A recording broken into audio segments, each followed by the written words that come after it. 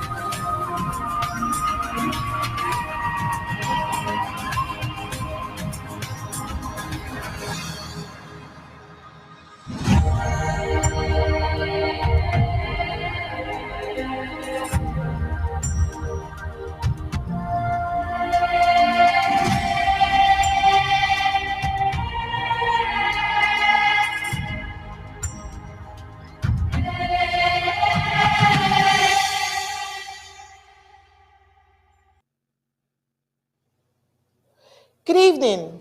This is ABC Amber TV. I am Oni Opala and Star Smart is here as well. Today has been declared as the National Day of Mourning for Ambazonians. Today, we mourn all our fallen heroes, recognizing their immense contribution to the struggle to Boya. To this effect, the President of the Federal Republic of Amazonia, Dr. Ikome Samuel Sako, will be addressing the nation and afterwards be available for some questions from ABC Amber TV. But before the President comes on for his address, let's give you a recap of the week's major stories.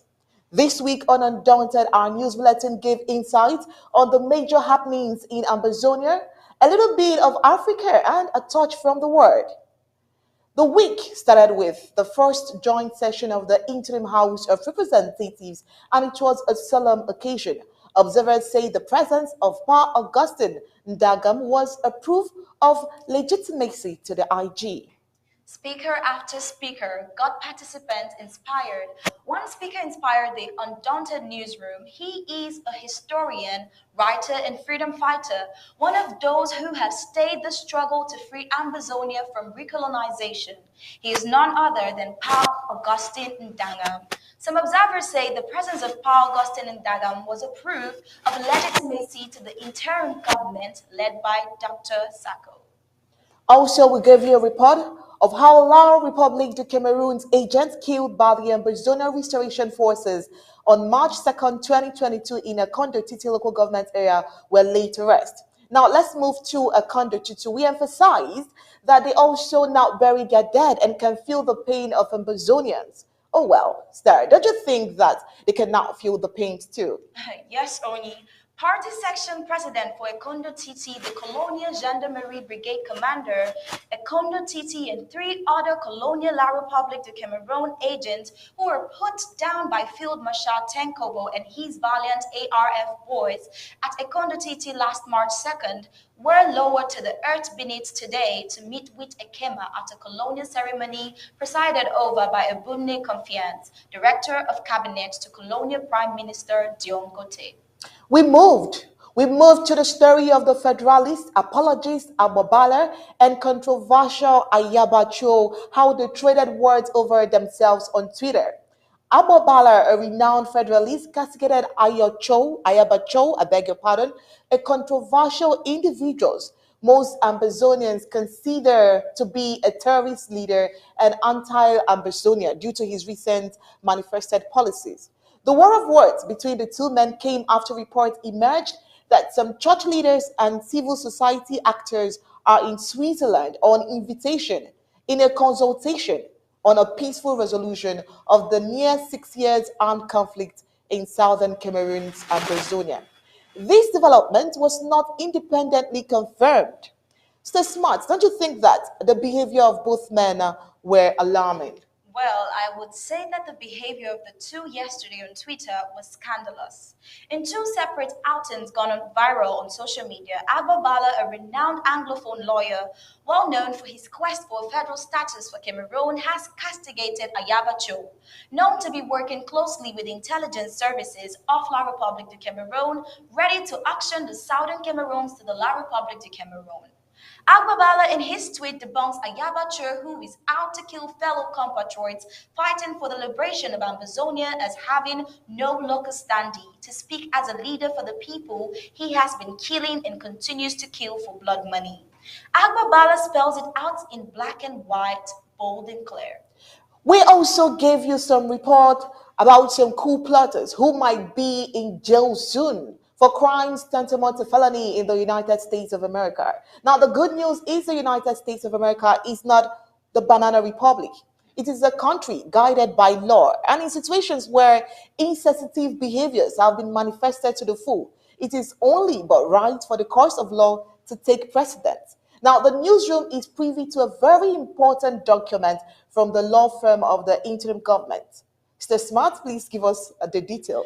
There was a letter actually, and this letter was sent to following individuals separately and legally: Mr. Richard Tangu, Mr. Blaise Che, Mr. John Egianwa, and Mrs. Frida Ashu, Miss Frida Ashu.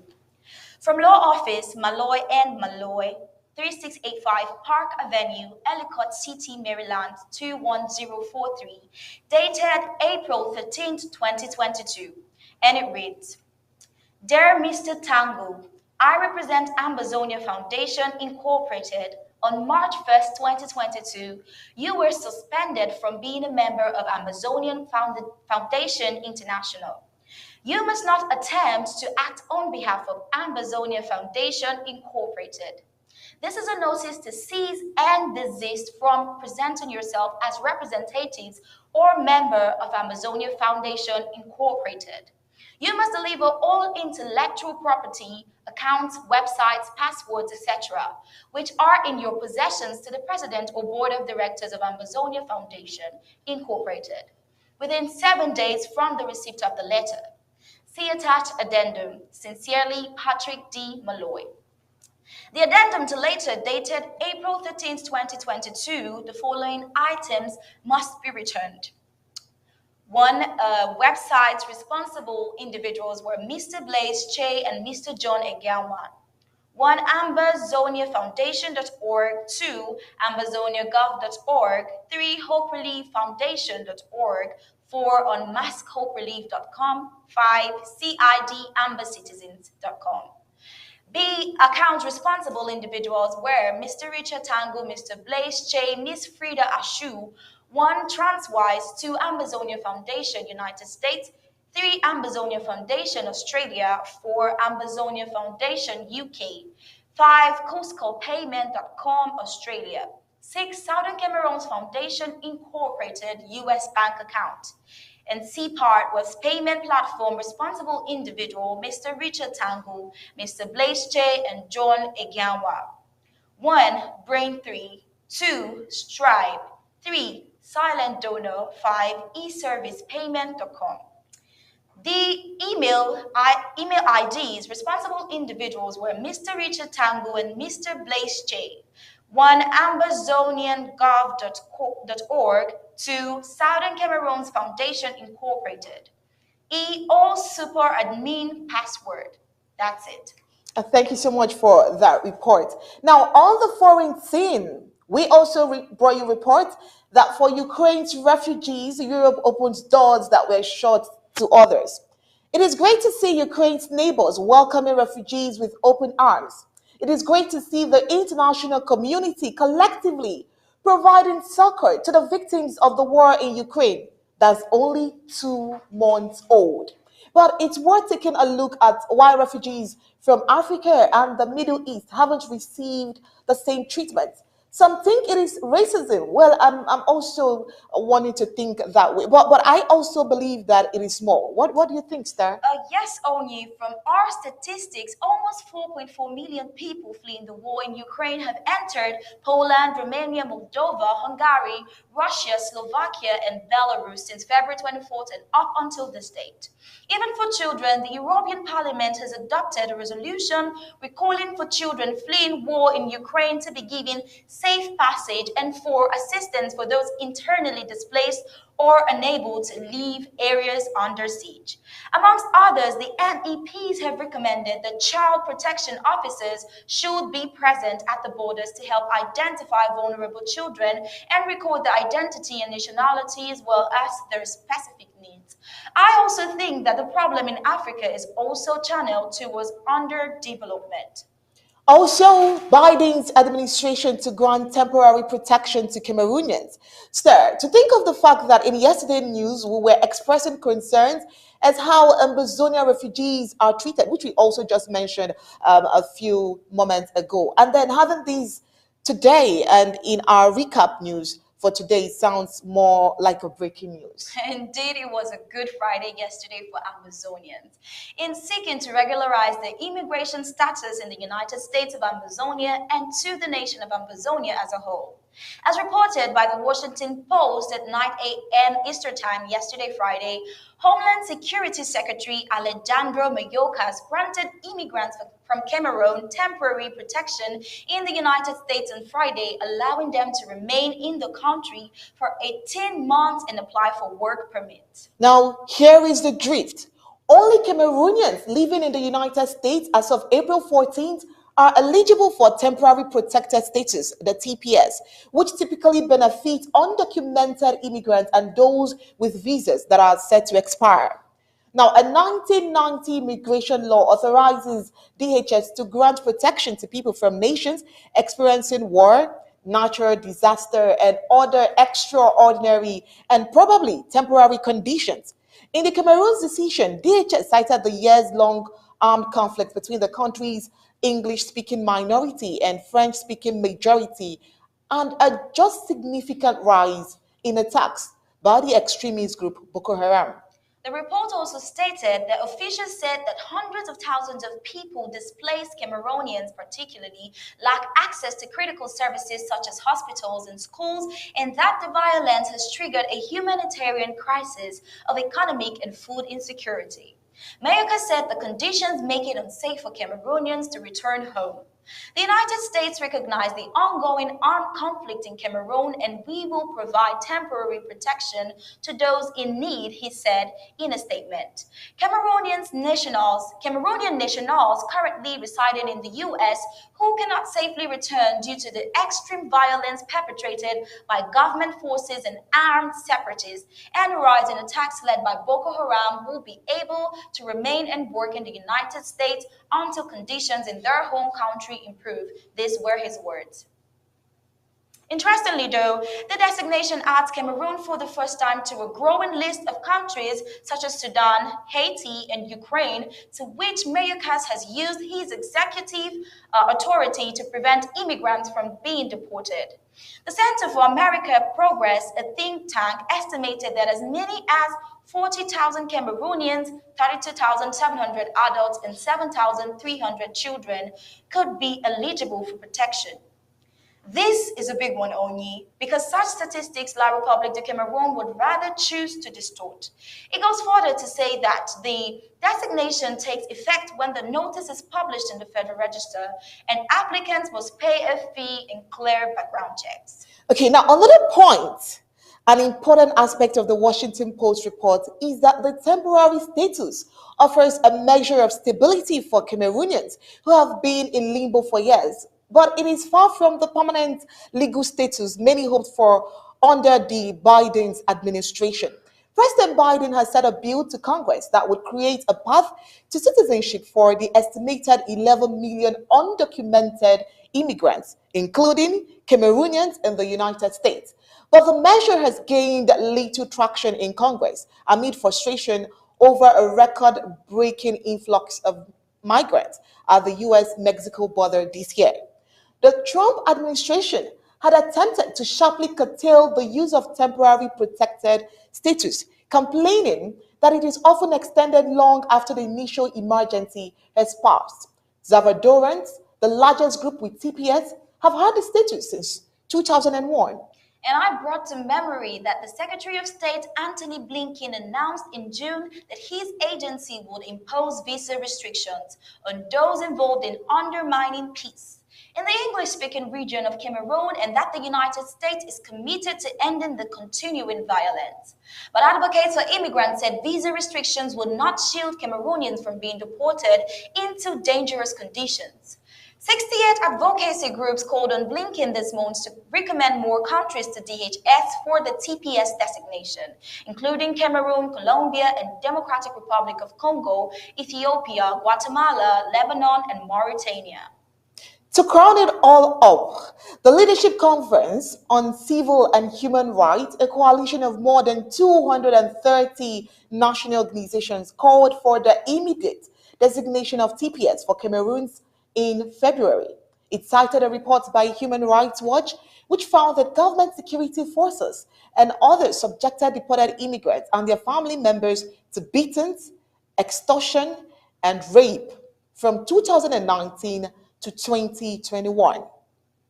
Now, remember, our major focus today is the fact that the president is about to address Ambazonians, and it's also a national day of mourning. But before we get to the president, let's have our director for news, Tapadi King. There are some questions I would like to ask him, and I'm sure that you would also will be interested to finding out the answers. Let's go to our interview studio.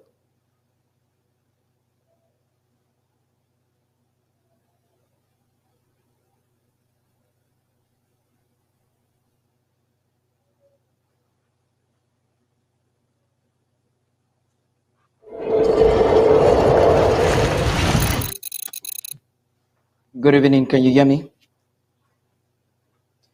All right, Director Party, are you there? I want to be Yes. sure that I can hear you loud and clear, and also that all our listeners can hear you live and clear as well. Yes. I can hear you. Can you hear me? Yeah, I can hear you. Can you hear me? But not too clear. Okay. That's amazing. I'm gonna work on that.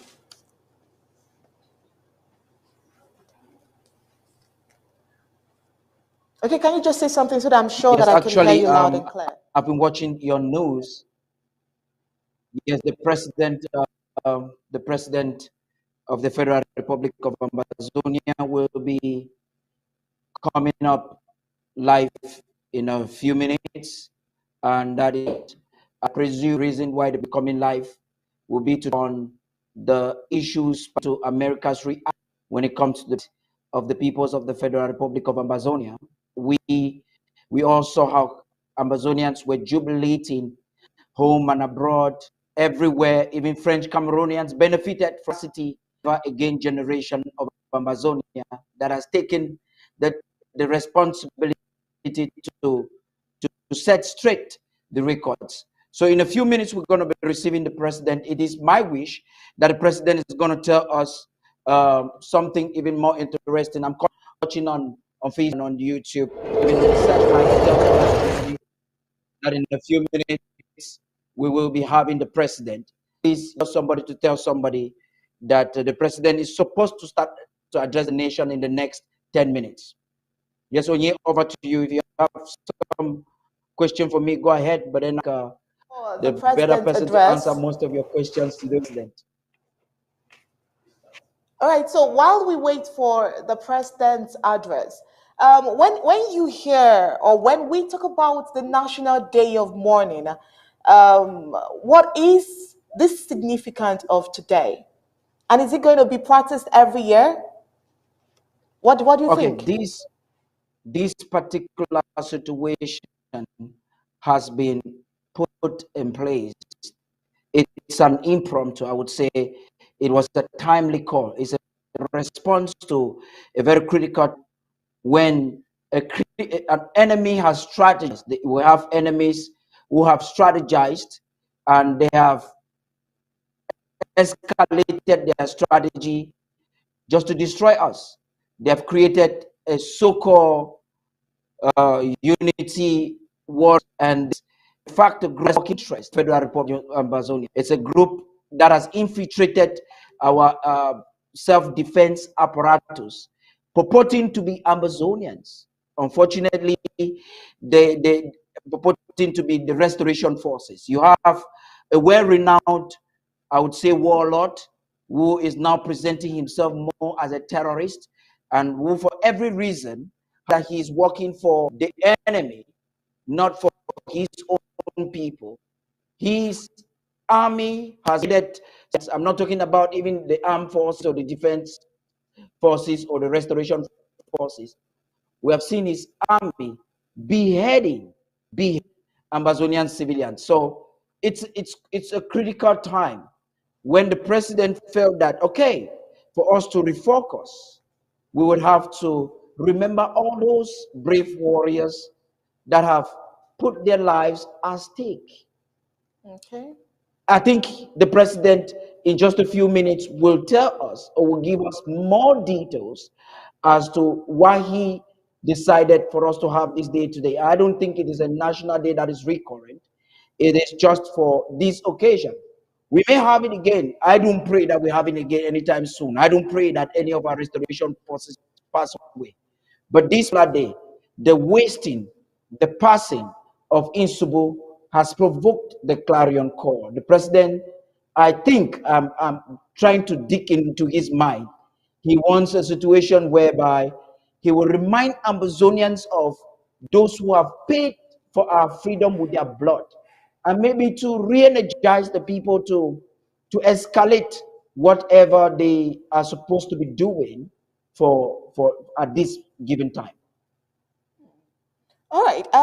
Basically, I personally, I believe in, and I'm sure that every Ambazonia at a time like this should also believe in strategies. You think that the president will speak on the strategic moves that we might have to adopt from now till we get to Boya? Um, the president always talks strategy. He talks strategy. He inspires. He talks wisdom. I believe for a while you've been following the president. Every time he talks, Amazonians are inspired. And that's why thousands and 8 million Amazonians at the home front and abroad are looking up to these days, even this day of today, even those who have not indicated. We came up late, and Amazonians have been calling from all corners of the world. What is happening, Comrade Party? What is happening? Because the people already know who the president is. They are eager. They want to hear him. Because when the president speaks, he gives strategies to departments, to the home fight. He into the struggle, energy. During such a critical time, I was thinking I was going to have the vice president today. But when the president suggested or said that he's going to come, I thought that was time. A lot of Amazonians would have loved the president to address the nation the day Isubu passed away. But on that same day, he had some high-level discussions with diplomatic partners in different parts of the world. Even though he still sent out message, he might be encapsulating everything Amazonians have been waiting for. For a long time, the president addressed the nation in this manner, talked to them via Zoom. And I want to remind all Amazonians watching that immediately addressed, the Undaunted crew will be asking just a few questions to the president. And the president will be inviting you to join him, either to give your course live or to join him on a Zoom call. So, on here, please. Okay, is the president ready now to address us? It's about the 10 minutes we had slotted for that, or should we continue? I think just one more question. I'd like to communicate with the office of the president to be sure about that. But then I think just one more question why I make that communication. All right, so one major trending issue this week, which we didn't have enough time to speak on, and I did promise you that I would give you enough time to express yourself more. I know I promised to give you more time on that. Now, the issue and the controversy between Ayabacho and Abobala. Now, we are going into a new week. What are we expecting from both of them? Or what may we expect the from two both of them? individuals. Yes, Cho Ayaba and Agbobala, I would say both of them are the same. I want to emphasize on that. We The difference is that they are one of birds them the same is plain feather. smart. Yes, birds of the same feather, even though they are using different strategies for the same goal. Cho Ayaba says Bala is an apologist. By implication, he's saying that Bala is controversial, trying to defend a cause which is not realistic. That is what he's attempting to say. On the other hand, Yabacho is also sorry. Cho Ayaba says Agbobala is an apologist. On the other hand, Agbobala believes that Cho Ayaba doesn't have the moral authority, does not have the moral authority to make such a statement, of which I agree with him, even though I believe they are not different. I agree with him, and because Cho Ayaba has been killing Amazonians, therefore doing the work of the oppressor, not necessarily fighting for Amazonia. And Agbobala rather will support the oppressor, for the oppressor's army to kill Amazonians. So there's no difference. One is just plain smart and allowing the oppressor to maim and to kill and to torture, and the other has gone outright to destroy lives of Amazonians. I think we will be transitioning any minute from now. We should be transitioning into the office of the president. The president is ready to address the nation. President comes on, we need to take the national anthem. So we'd have to take that before the president comes on.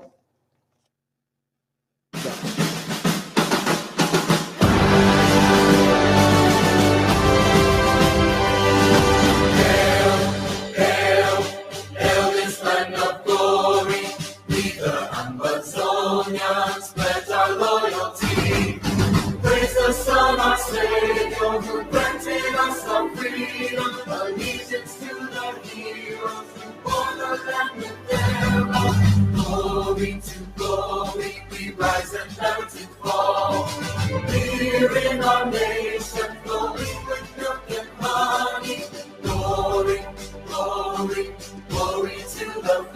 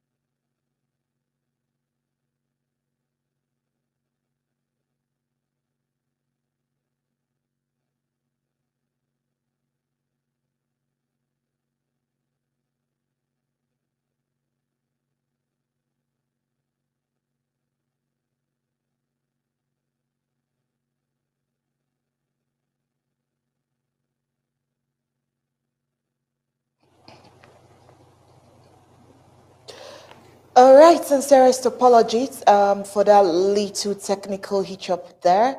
The president is still around and he will be addressing us in a jiffy. We'll just fix up that technical issue and then get the president right back for his address and interview afterwards.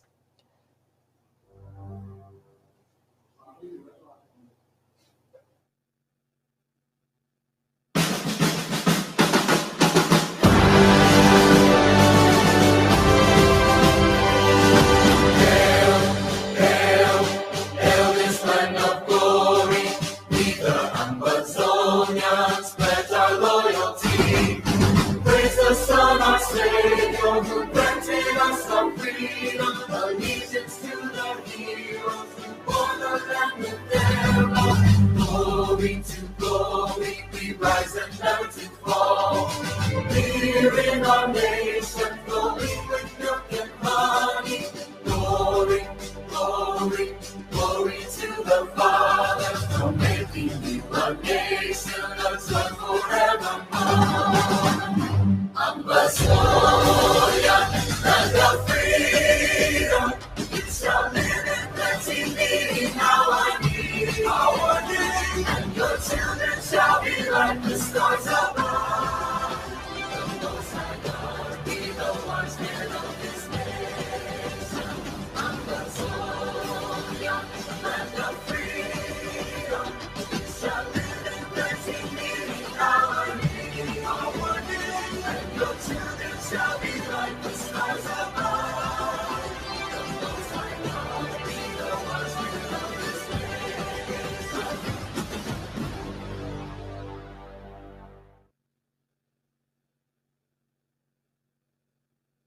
Okay, fellow Amazonians, we want to apologize for the technical hinge. We're working to establish a perfect connection with the office of the president,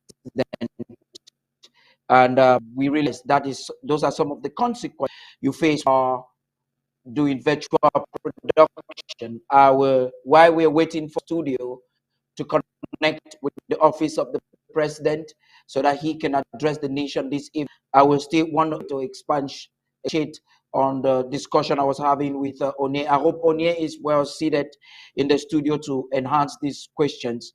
Now, to talk more on this, I would call them enablers, betrayers of the Amazonian cause. These are two, I think they were schoolmates in the University of Boya, and Amazonians should expect that they should understand the plight of the people and choose or determine what they're supposed to employ as a strategy at this time. But unfortunately, we have individuals who have been antagonizing the struggle. Please, the studio should get the press is ready. Okay, I've just received signal from the studio that the press is ready. Maybe you just want to play the anthem one more time and let the president address the nation.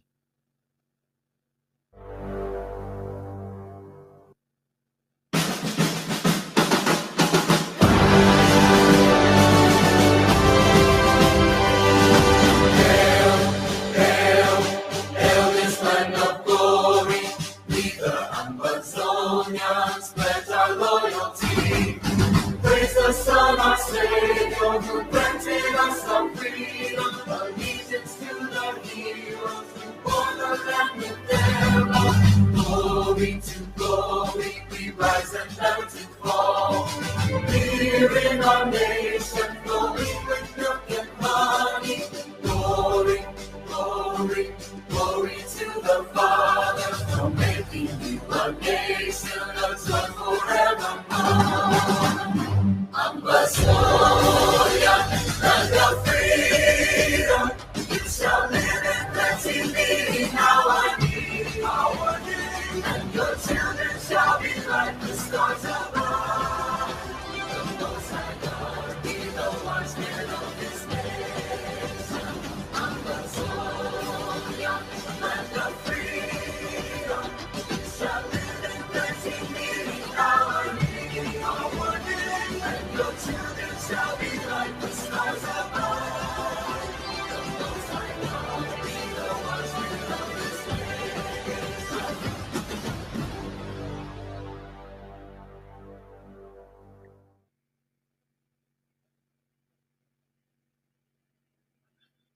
Fellow Ambazonians, all good evening.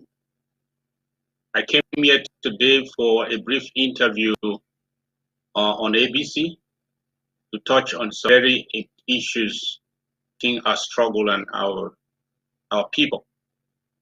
Before I proceed with my brief statement to the people, let's observe a moment of silence in honor of FM Isubu, of Bui, General Sumanguru of DMC, and our comrade Ambe, who succumbed this morning under illegal detention in the notorious Kondengi Central Prison in Yaoundé. A moment, please.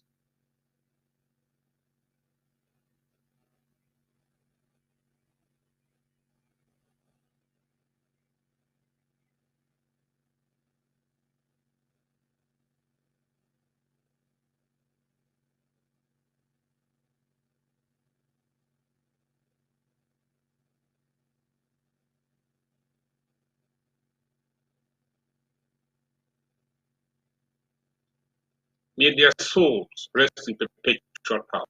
Fellow Amazonians, today is the day we have set aside to remember our brave heroes who have passed to the world beyond since the beginning of this war in 2000. Our national hero, FM Insubu of the Bui Warriors, who was assailed by the Alice militia. I just wanted us never to forget the sacrifices that are being made by our great sons and daughters to ensure a free Ambazonia for us all. In this era of anti-revolutionary distractions, what we don't celebrate, we easily forget. And when we forget, we lose focus. I want us to remember what these did us to this point and why they were prepared to lay down their lives. And many of us are still prepared to do the same, if need be, for our independence. This day coincides with the Christian Easter weekend commemorating the suffering, death, and resurrection of Jesus Christ for the salvation of mankind. That is significant. Fellow countrymen and women, dear compatriots, on a brighter evening, let me remind you that yesterday, Friday, the 15th of April, Homeland Security Secretary Ali Mayorkas, on behalf of the Biden administration, granted a temporary protected status to immigrants from colonial Cameroon. This decision has potentially granted all undocumented Ambazonians residing in the United States as at April the 14th the right to stay in the US for 18 months, get a work permit, a social security number, and a driver's license. This means all who were awaiting deportation at different ICE, that's Immigration and Custom Enforcement centers in Texas, Louisiana, Arizona, or anywhere else in the United States. Expired month. Amazonians in America should rush to apply now for the protected status, or better still, seek their asylum based on this law, so that when it expires, you do not return to your original undocumented status. This is a major humanitarian privilege America has granted only to 7 other African nations since its inception in 1990. They do so in line with their foreign policy position and or their US national interest.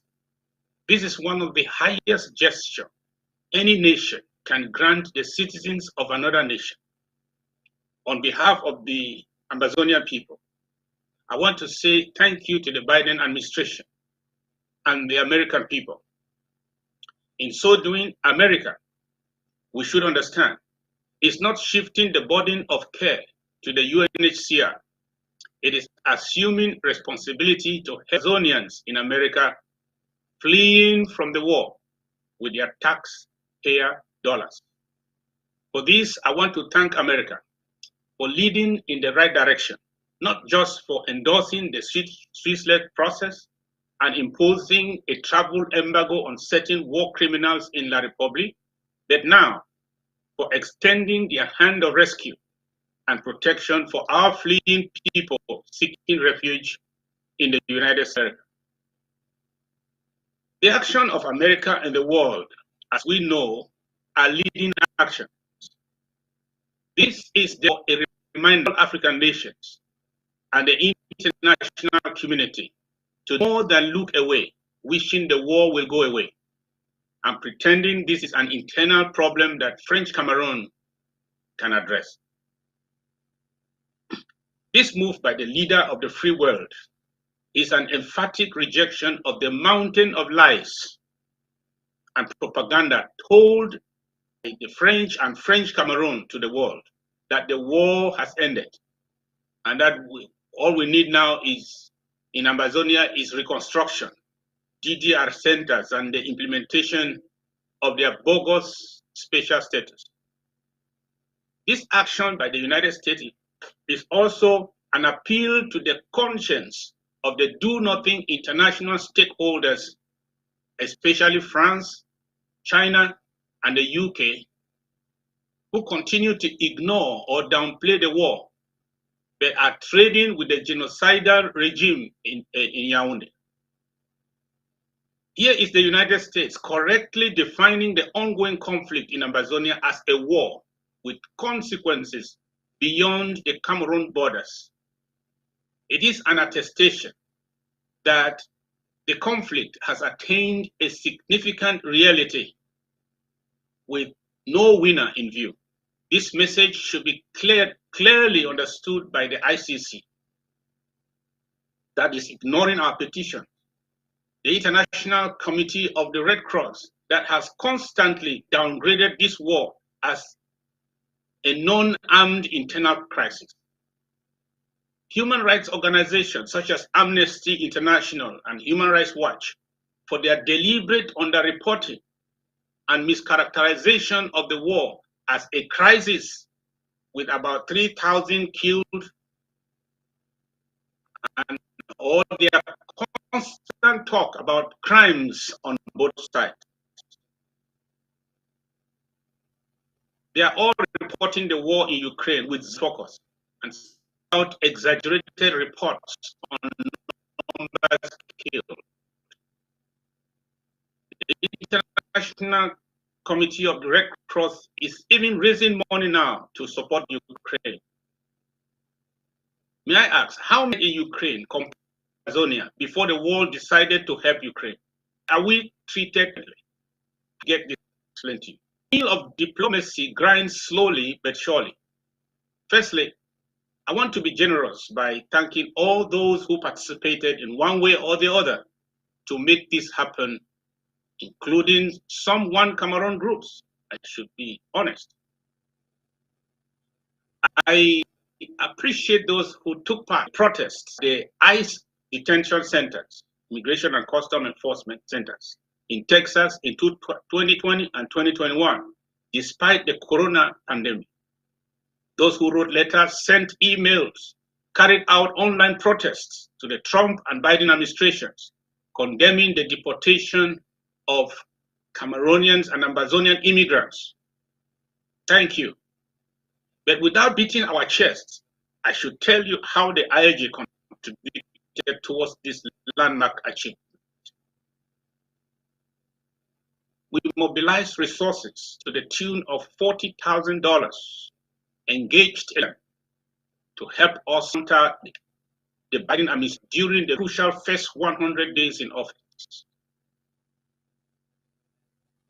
We worked tirelessly with our firm to press on many issues, including but not limited to a temporary protected status for Ambazonia in the United States. Forcefully engage Congress on this issue, including Senate Resolution 684. I want to especially appreciate the bipartisan Senate group that wrote to the Biden administration just March 2022, reiterating our request for a temporary protected status. The group was led by Senator Van Hollen and Senator Temi Baldwin. Thank you, congressmen and women. Because of the sensitivities involved, we'll hold it here for now. Better days lie ahead as we work even harder. Fellow warriors, it is time for strategists to understand the implications of this move and help usher the next phase of our expectation. Temporary for protection. Is it not an indication that you are willing to put in resources to get the issues addressed so that to of concern to you and your entire household? Food for thought. Protection is usually the first thing to do, but without assisting the conflict, it loses its value. This also is a testimonial as to how we have prosecuted this war and how the US sees this war that is going on in Amazonia.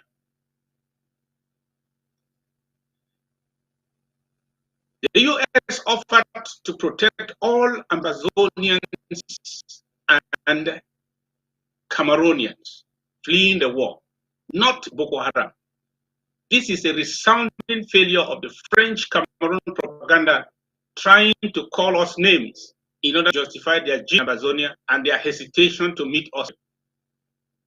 Pro-independence freedom fighters. We are not what La République desperately want the world to call us. This is another victory of our media and diplomacy. This is a small spark of smile on our faces on this season of mourning our heroes. This is a sign that even at our darkest moment, we are making progress. And Amazonia must be free. It is a sign that what these heroes died for, it is our choice that will determine the outcome of this, and not spoilers, not La République, not even the war, but us. Come on, not because fair, but because no sacrifice is too big for our freedom. Tomorrow, I am inviting you for a national emergency fundraiser on Zoom, Operation Fire for Fire, in honor of our heroes. We have to help our forces up their game now, even before the county draft begins next month, and prepare our ARF to stem every counter from the Unity Palace militias. A few questions, and then there will be a for comment of our heroes, and I may take questions. God bless our beautiful country, Amazonia. Thank you.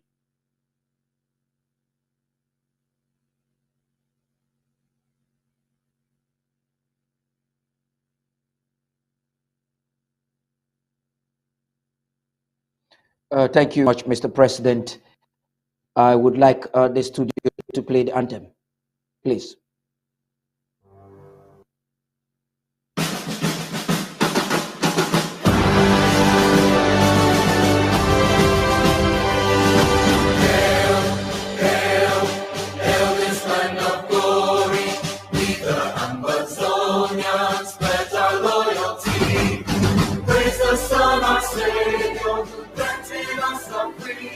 Allegiance to the heroes who bore the land with their love.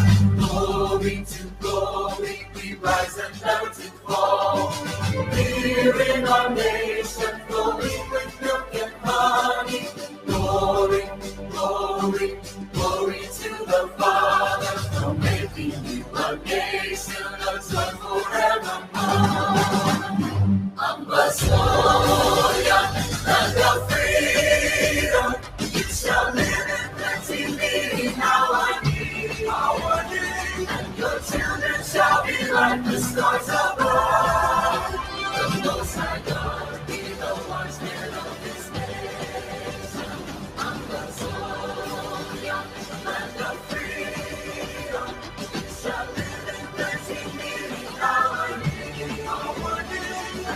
children shall be like the stars above. The Most High God will be the watchman of this land.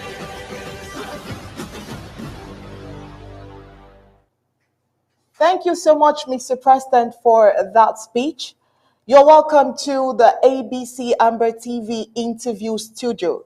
Please, Mr. President, I would just want you to respond if you can hear me clearly. I hear you. I can hear you, Mr. Father. Thank you. All right, thank you so much, Mr. President, and thank you so much for making yourself available for this interview. I mean, in some countries, they are not able to have regular address from their president, but I mean, you are very strategic and very different from others. Now, moving on for the significance of today, one of the major reasons for this address is the National Day of Mourning. And I was trying to find out earlier. We already know the significance and the importance of today. I just want to find out, we have other heroes that helped to fight or that have helped to fight this particular struggle. Do you think that it's a day that we will continue to observe? We don't hope to lose more lives, but in order to make this significant, do you think that we should continue to have a day of mourning for all our foreign heroes? Yes, Ms. Sopala, it is a very difficult thing to announce obituaries during war. It's a very painful thing because we fight, but nobody wants to lose a soldier at war. So we are not going to make it every day we have a day of mourning. But periodically, and I should say a few times within a year, it should be a commemoration. The purpose, as I said, is for us to be reminded. We have to be reminded of what the sacrifices they have made, some have made. Even though they fell short, they make it through. Yet that will remind us to keep focused, because the greatest thing we can do to those who have fallen is to accomplish, is to cross the finish, is to succeed. The best we can do. That's the best we can do. So I want to say that it is not going to be happening every now and then, but this is a moment of reflection. We have to think about many others we may have lost, even from the beginning of this struggle. But anytime about we are not to remembering to be challenged. There's no other greater for us who remain that we cannot make for us to accomplish the goal they sought to accomplish. All right, Mr. President. There is always this statement you make that I love. The statement that you would always, I'm trying to get that straight up, where you say the friends of our enemies are not our friends. And so we should treat them that way. It's a new week, and we are expecting to achieve a whole lot as a people in this coming week. Whenever you make that statement, it tells a lot about the expectations you have and the expectation that the people also have. Please, I want you to throw more light on that particular statement.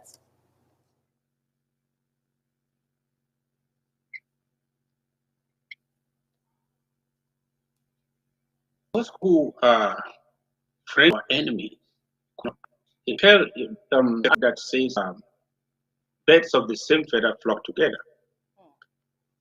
So if you are caucusing with our enemy, you are cool with our enemy, you are not fighting the enemy, then you are friends. That's my own definition of being a friend to our enemy. You are not fighting the enemy. But I am fighting the enemy, so we are not friends. So you are friendly to the enemy, and that's dangerous.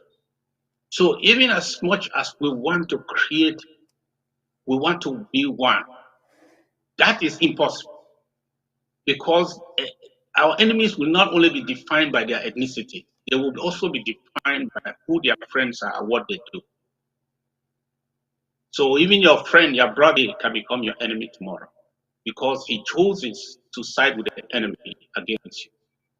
That's war. So at this moment, as we reflect, we have to help our people to carefully define, to put our security checks and be sure that we are not careless anymore. ARF should hear me. We are not going to be careless anymore. We are not going to be deceived by ethnicity. We're not going to be deceived by language. We're not going to be deceived by interests, by friendship, the friendship of yesterday. No, we are not going to be deceived. Our character towards the enemy will determine our relationship going forward. So that is my caution, my word of caution, especially to all the ARFs that are listening to me. All right, Mr. President, talking about the temporary protected status, you did mention that some persons worked to ensure that this comes up clearly. Are you also saying that the United States of America has officially recognized Ambazonia? Probably I need you to say that loud and clear for people to understand the level that we are on this particular struggle. I think what I would rather say is that they have clearly recognized the severity of this war that's going on, which the world and stakeholders have been doing everything to undermine since 2000. Has been at the forefront of defining this war as it is, calling it is. There was only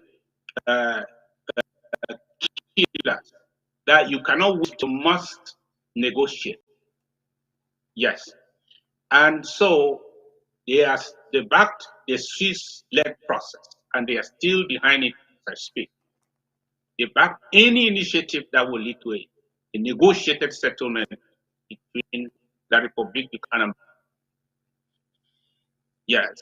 So today, what they have is to put the international community to notice that we know what it is, because this this war we cannot continue to get it under order.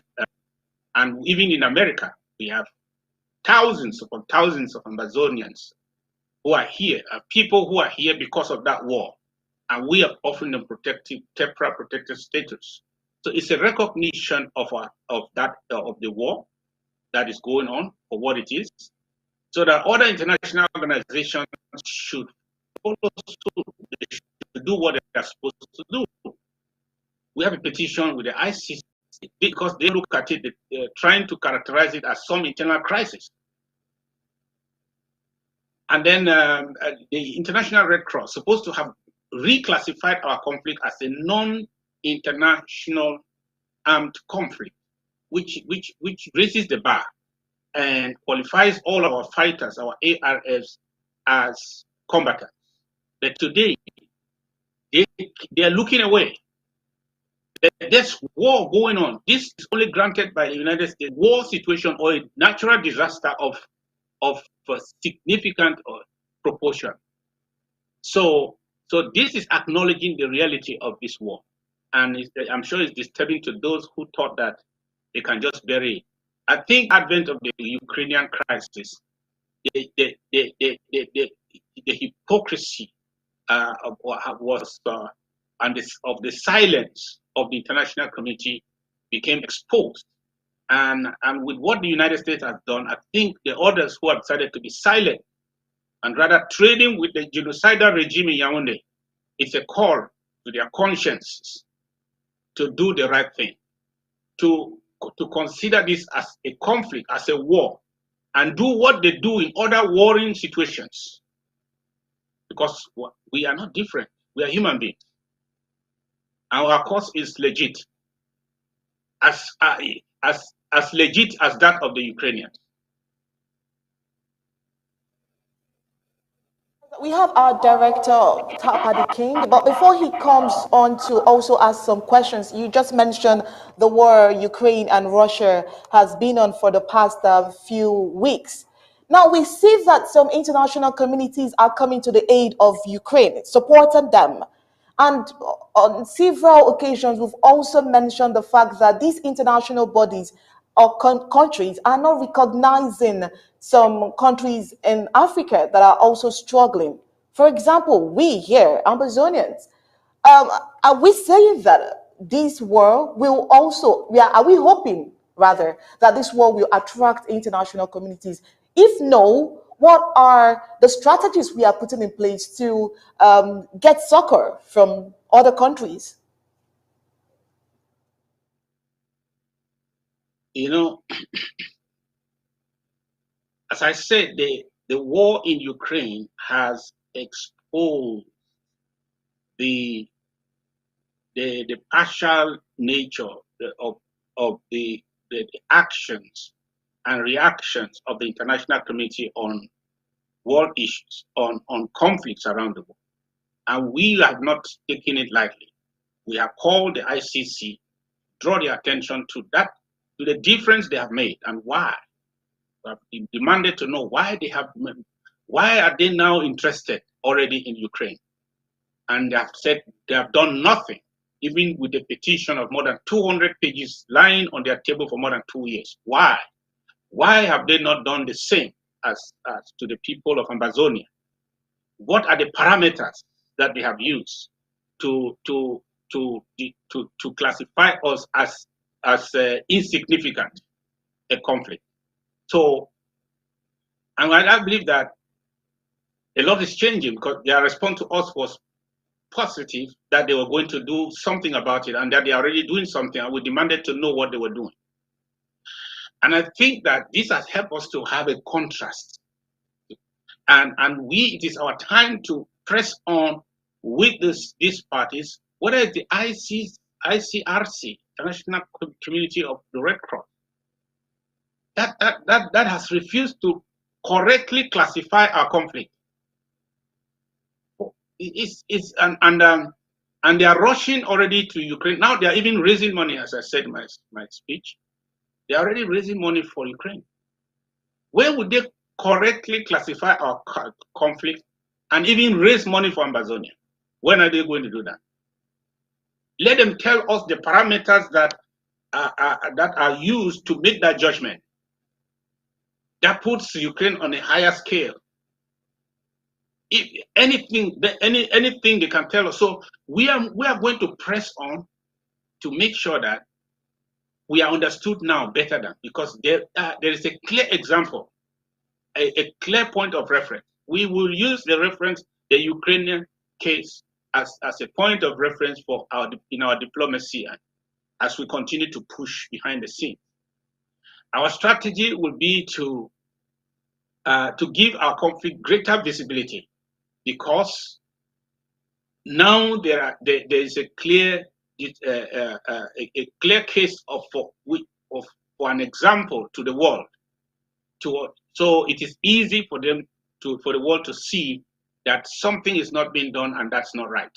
We are going to carry our issue more to the State Department, but more also to Congress of the United States. We are going to make sure that we continue our struggle within the United Nations corridors, and also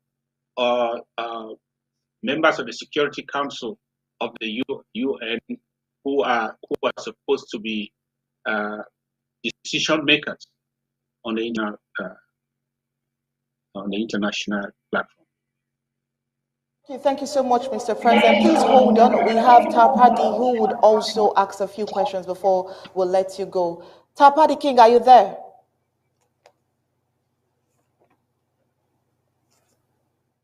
Please confirm that you can hear me. We can't hear you.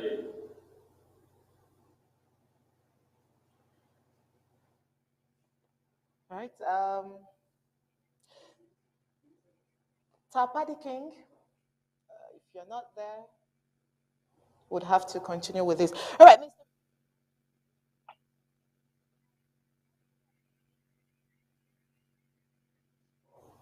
All right, Tapadi King, can you hear me now?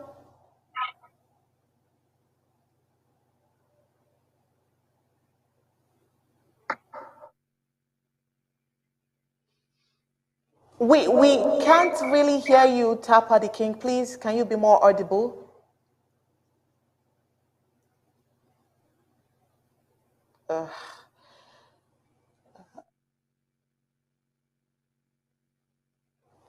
Please, Tapa the King, if you can hear me, I can't hear you from here.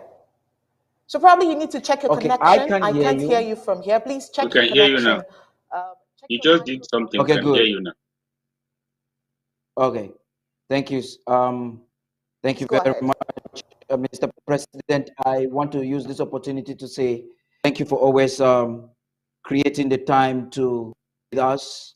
You have elaborately explained and even answered some of the questions in your statement. It would appear that your strategy is constant but evolving to a progressive state. Because if I listen to you very closely, you are telling Amazonians you would have to improve on the ground game. And we have already started seeing results from Lava Storm. We are already seeing results from even a draft that has not started. The director of resource mobilization, Nijo, is just sending me an information which I'll have to correct as we go on. I want you to tell us, Mr. President, what is going to be new in this same strategy that has worked, this same strategy that has made Amazonia the best nation. That the same strategy that has made Yes. your government and your leadership the best since the history of Amazonia.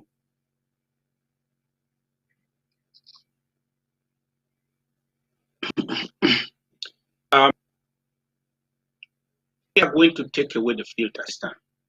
We're going to filters, and we're going to reduce the number of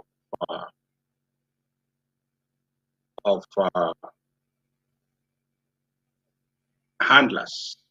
We're going to find a way to deal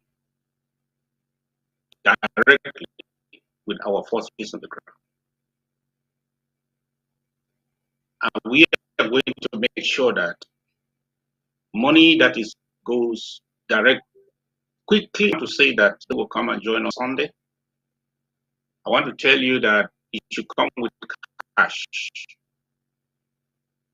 because by Thursday, when we are having our APP town hall, I will already give you reports of what we have already done. Yes, because of the emergencies that need to be addressed. I already been telling you a few things. I will not give you all the details, but I will be able to tell you job done. Accounting management. So that's how much we want to be rapid. That's how much we want to act this time.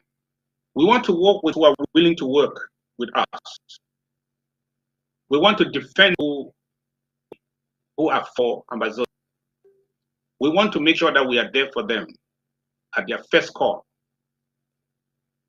We want to hold down on whatever that has brought this near. We want to make sure that you don't change a strategy that has worked for you. You improve on it. You double down on it. You capitalize on your strength and your gain. That's what we are going to do. And I want to challenge those people who decide, who are giving before now. You had already made some pledges. We are not distracted.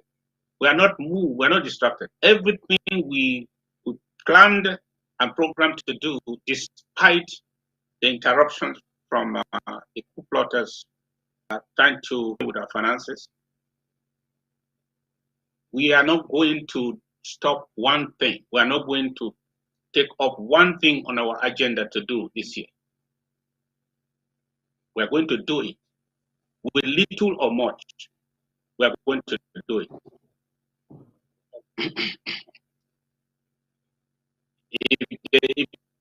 If somebody successfully delays us, that's the worst you can do. You cannot deny us. So to work, counting numbers to rise in this anger. If you are not, it's happening that we are.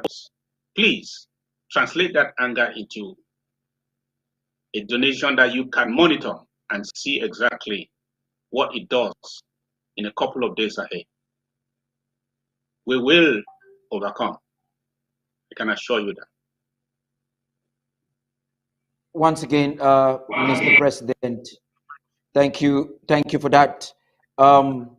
We need to make progress. Ambazonians that are watching, very soon we'll be allowing the president to leave so that he can join the Zoom. And we will also encourage more than 500 Ambazonians watching on Facebook alone and countless watching on YouTube. Whereas we will not stream, I'm not sure if the president will authorize for us to stream the program live in the home front. I will need to consult with him on that if we have to stream the Zoom in the home front. But for those watching on the social media, get ready, because in a few minutes time we will be going into the Zoom to be with the president, who has a lot of other things to tell us. I know a lot of you would want to have your questions answered by the president. I am sure, as always, he will always be there to take your questions. Mr. President, I want to find out something which you have technically despised. Should I say despised or avoided? You actually saw two individuals whom we understand are most certainly not fighting for Amazonia, having a social media ping pong exchanges of words, insulting each other. I don't want to rehash the tweets, but I know your reaction was, you were talking from the mountain when you reacted, not even reacting to them, but talking on what is important. Amazonians would like to know at what level you are, or the nation is, when it comes to the Swiss process. And it's unfortunate, perhaps you are already accepting to have the Agbobala and the Chuayaba as part of your team that will be in Swiss. Can you explain to Amazonians why you think that Mr. Chuayaba all of a sudden is getting very interested with the Swiss process?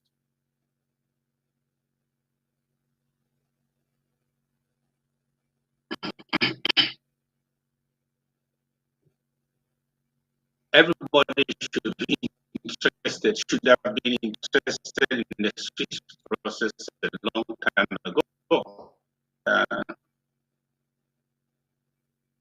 Some people were not interested in the Swiss process. As I keep repeating, the Swiss process is an endorsed by community of existence that to negotiate with ASEP, not just comes to such intent. That is the best we have achieved in the organization. So for even yes to that, I begin to wonder what's the alternative to that. Is a national process, because that's the only thing we have as international process. The international process, that's all we have now. So if you say no to the international process, you are left with a national process. And when you talk of a national process, you're actually talking of the Yaoundé process. So that when people say no, yes, and then yes, no, then yes, no, yes, let Amazonians make their judgment. When you are not consistent, it is because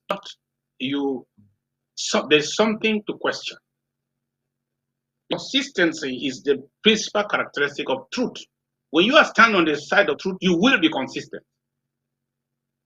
But when you are following the wind, when you are following some interest that is changing, you will also be inconsistent. You flip-flop. You will say today yes, tomorrow you say no. We are in this process because the community is in the Swiss. That's it. We are not in the because Yaoundé is head and tail in the Swiss process. No, we are there because the international community is there with us. That is the best place to be. That is enough to start putting pressure on the other side to do the right thing. We are the good guys. We are the ones who want to talk. That's what it is right now. For anybody to say that is wrong and they have no alternative, tell us what is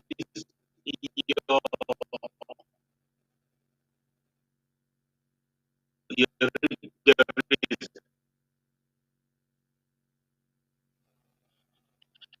And my fear is that anyone who is practically yes, see international process initiatives are promoting the one solution.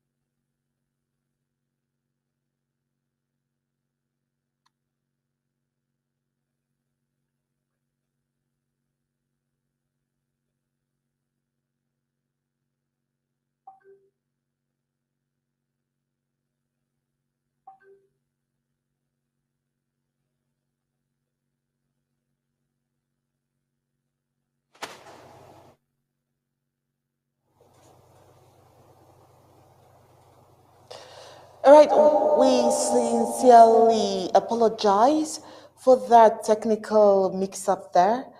It was due to some technical error, of course, network providers and all of that. But the interview with the president continues. But before we get back the president, I'm sure Tapadi King has a lot to still say. Tapadi King, over to you.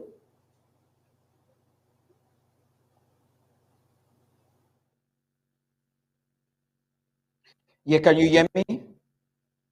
Yes, I can. You can hear me. No, I want to be sure that you very I much. can hear We you have loud and connecting. clear. Yes, we're having some issues connecting with the president. The president that's one of the reasons we're a little bit late.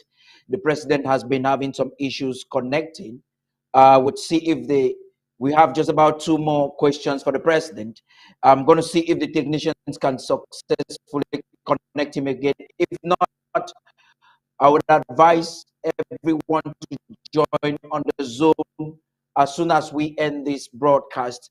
We will still be here for about a few more minutes to transition some of you into the Zoom. Yes, the studio says they can hear me very loud and clear. Now, I want on some of the things that the president has been talking about.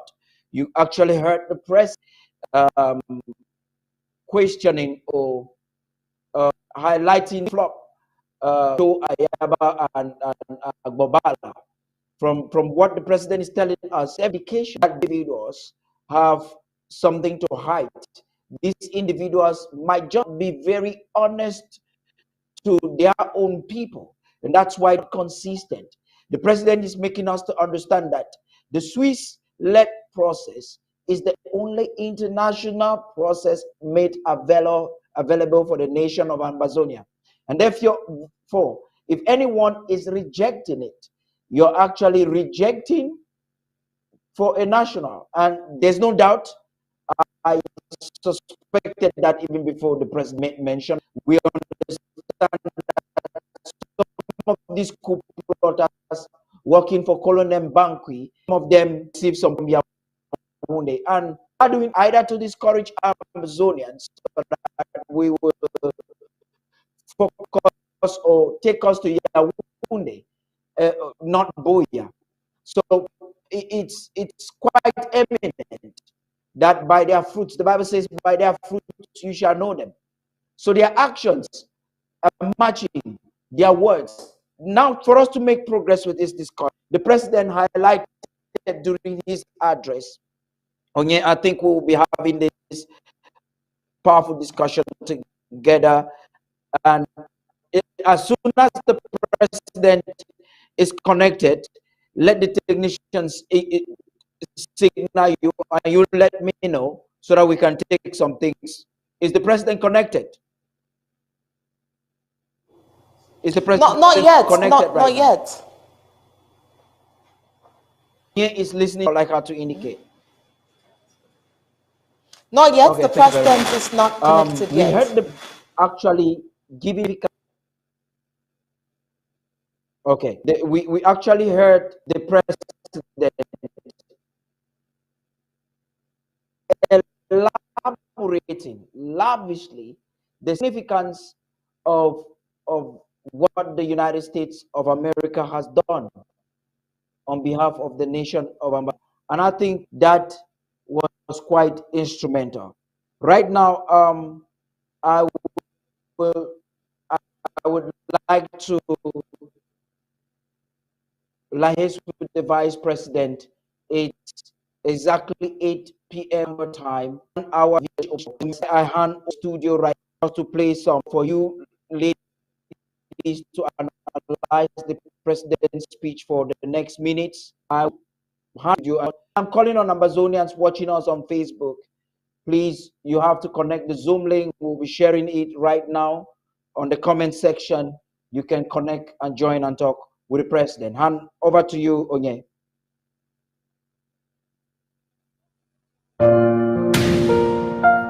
Don't you hate it when that happens to you? When it does, you need this and this and this. When it happens to me, I always know where to go. When you've got professionals on your side, your problems don't stand a chance. What are you waiting for? Contact them today and let them take care of your problems.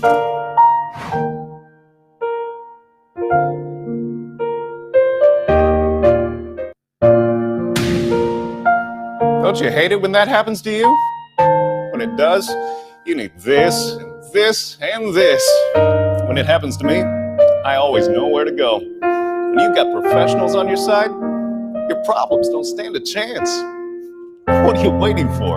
Contact them today and let them take care of your problems.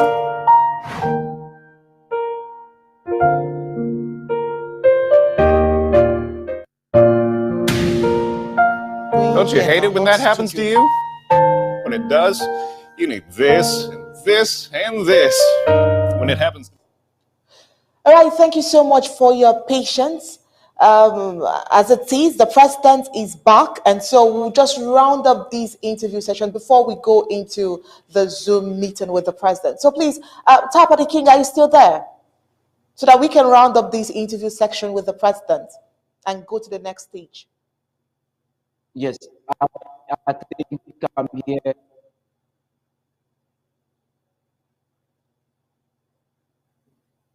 The Zoom meeting, can you hear me? Okay. Maybe we'll give opportunity to join this. We can all join. Then over to you, please. Do you want to give a closing remark so that we can go to the Zoom? The rest of the questions, we'll ask them in the Zoom meeting, and we'll have Ambazonians who have the opportunity to also give you their question. Over to you, Mr. President.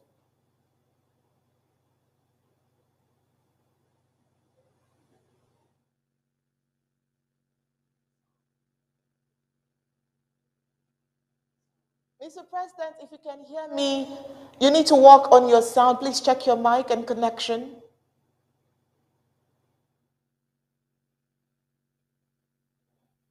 Yes, this is how on technology. The world is hanging on technology. So things happen. But in order to save us time, I don't know when we were supposed to be in the Zoom meeting. I want to invite every Amazon. I want you to stay the Zoom screen where we have greater interaction in the Zoom. And I would like that the Zoom be broadcast on satellite for those on the home front.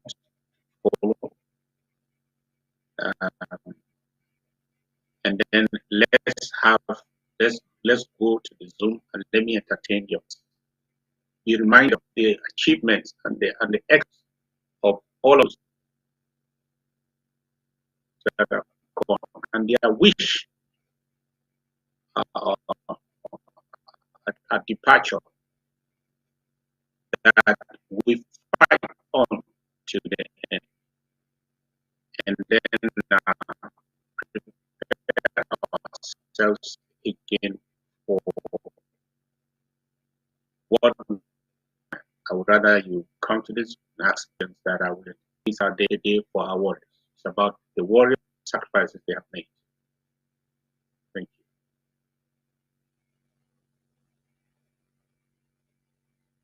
you. Mr. President, for availing yourself for today's address and further questioning. Thank you so much. We appreciate you here from ABC Amba TV. And to you all Ambazonians, thank you so much for your patience. I mean, we've had a lot of technical issues, but I mean, you're standing by because this struggle is for all of us and we must make progress. We must make this struggle visible, which is one of the points that the president highlighted during his question and answer session with us here in the studio. And so I'm sure that this week will bring great tidings to every one of us. Let's meet in the Zoom in a jiffy. I am Oni Opala signing off here from ABC Amber TV. Good evening.